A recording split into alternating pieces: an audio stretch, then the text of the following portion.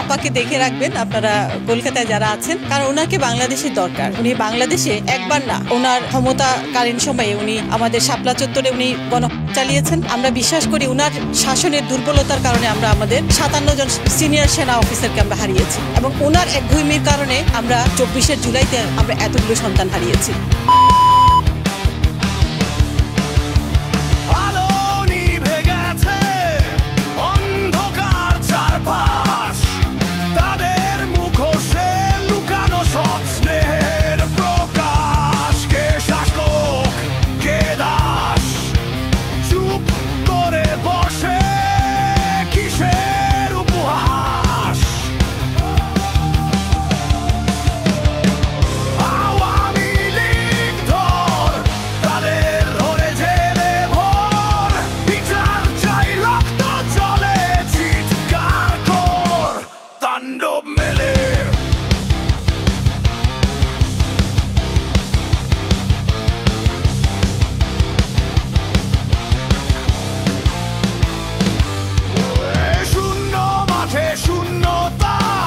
চিৎকার শোনা